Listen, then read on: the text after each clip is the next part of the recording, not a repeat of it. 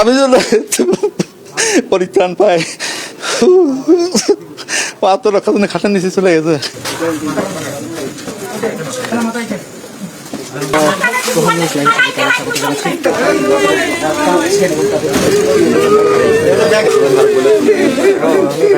আগামী চক্রবর্তী হচ্ছে আমার অনার্স লেভেলের ফ্রেন্ড, অনার্স ফার্স্ট ইয়ার থেকেই ওর সাথে আমার পরিচয়।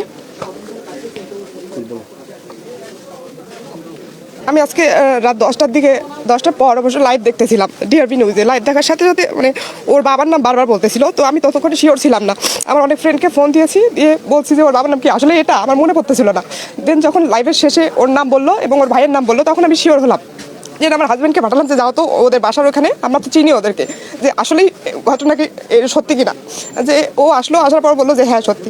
আমি এখনো বিশ্বাস করতে পারতেছি না যে ও আমাদের মাঝে নাই। দিদি দিদি করে চিৎকার করছে, এই কথা বল রে, কোথায় তোরা, কোথায় তোরা, কোন সারা শব্দ নাই। তখন থাই গ্লাসের জানালা অনেক জোরে জোরে ধাক্কা দিচ্ছি, আটকানো, আবার ভিতর থেকে সব আটকানো, অনেক জোরে জোরে ধাক্কা দিচ্ছে, খোলে না। তারপর শেষে একবার খুব জোরে ধাক্কা দিচ্ছি, তা সরে গেল। সরে যাওয়ার পর টর্চ ফোকাস করে দেখি যে একদম ডয়ার যা যা ছিল সব জিনিসপত্র ছড়ানো ছিটানো, কাপড় চোপড় সব কিছু। তখন আমি তো ভাউমাউ করে চিৎকার করে কান থেকে উঠলাম যে এরকম করা মানে শেষ করছে ওদের, ওরা শেষ, ওরা নাই, পৃথিবীতে নাই। এখন আমি তো সেই চিৎকার করে কান্নাকাটি করতেছি। তারপর আবার পাশেই আমার দুলা ভাইয়ের বেলকনি, ওই ছাদ দিয়ে আবার বেলকনিটাতে মানে দেখি যে ওই বেলকনির দরজাটা শুধু ভাঁজ দিয়ে ইয়ে করে রাখছে। তা আমি বললাম যে আচ্ছা এই দরজাটা খোলা যাবে একটা লাঠি হলে। তো ছাদে দেখলাম একটা বাঁশ, ওই বাঁশটা দিয়ে দরজাটা খুললাম। খুলে দেখি আমার দুলা ভাই আর দুলা ভাইয়ের ছেলেটা প্রিয়ম, ওরা একসাথে শোয়, ওর বাবার সঙ্গে ও শোয়। তো দেখি মশারিও খাটাইছে শোয়ার জন্যে, স্ট্যান্ড ফ্যান ইয়ে করে দিছে, কিন্তু টর্চ ফোকাস করে দেখি আমার দুলা ভাইও নেই, প্রিয়মও নেই। পুলিশ আসার পরে দেখলাম, তখন আসে দেখলাম সব এলোমেলো, তখনও লাশ দেখা যায় নাই। পুলিশ তারপরে উপরে আস্তে আস্তে উঠে ছাদের দিকে যখন যায়, তখন যায় দেখে, তখন লাশ দেখতে পায়। লাশ প্রথমে দেখলো, প্রথমে আমার এই যে শেষ যে দিদি আর কি, দিদির মেয়ে আর সিঁড়ির মানে ছাদে ওঠার আগে যে সিঁড়িটা, ওনাদের দুজনের ডেড বডিটা ওখানে রয়েছে। তারপরে আবার ছাদে উঠাউঠি করলে ঘোরাঘুরি করে দেখে ছাদের এক কিনারে আমার ওই বাইরের লাশটা আছে, ওখানে টিন মাথার উপরে টিন দিয়ে রয়েছে একটা, আর পুরো বডিটা ফাঁকা।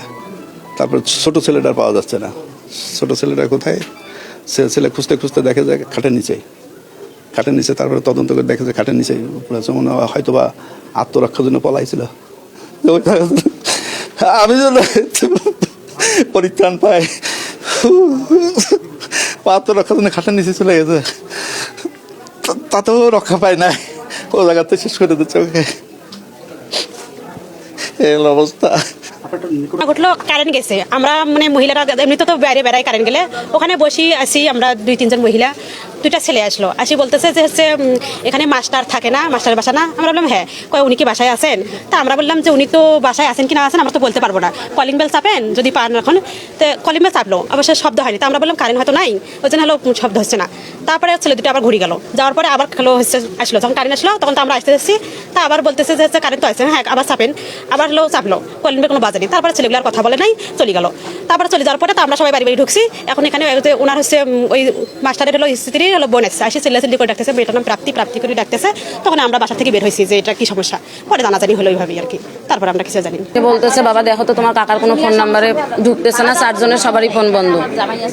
তো বাচ্চাটা ছোট স্কুলে যায়, আমার কাকা আবার একটা বাটন ফোন দিয়েছে, তো 4 জনেরই ফোন বন্ধ থাকার কারণে আমার হাজব্যান্ড আবার যখন দেখলো যে সবারই ফোন বন্ধ, তখন এক লোককে পাঠিয়ে দিচ্ছে যে আপনি গিয়ে দেখেন, তারপরে আমরা যাচ্ছি। এই লোক এসে দেখে ততক্ষণে লোকজন সব ভর্তি হয়ে গেছে, মিডিয়া টিডিয়া সব আসছে, গেট ভাঙা চলতেছে। তারপরে তো আমরা আসলাম, আমরা আসার পথে রাস্তাতেই খবর পাইছি যে 4 জনকেই মেরে ফেলছে।